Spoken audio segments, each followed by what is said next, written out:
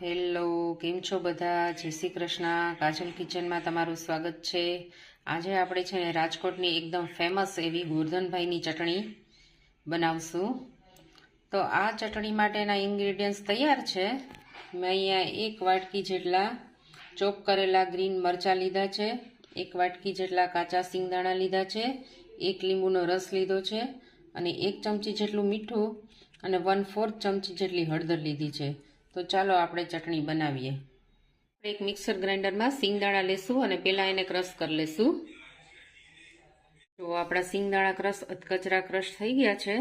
હવે એમાં છે ને આપણે આ મરચાં એડ કરી દઈશું. હળદર મીઠું પણ એડ કરી દઈશું અને લીંબુનો રસ છે ને એ પણ એડ કરી દઈશું. હવે આપણે આને ગ્રાઇન્ડ કરી લેશું.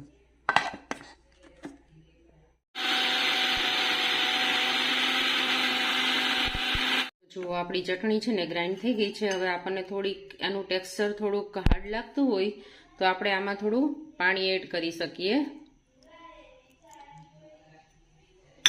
પાણી એડ કરી અને ફરી પાછું આપણે ગ્રાઇન્ડ કરી લેશું.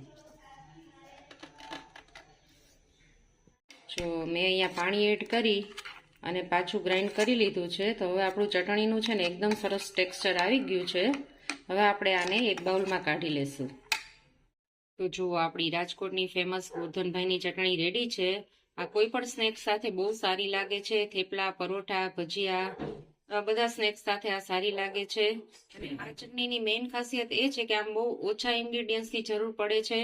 તો કેવી લાગી મારી આ રેસીપી? કોમેન્ટ બોક્સમાં અચૂક કોમેન્ટ કરજો અને મારી ચેનલને સબસ્ક્રાઈબ કરજો. ફરી પાછી આપણે અવનવી રેસીપીઓ સાથે મળશું. Thank you for watching.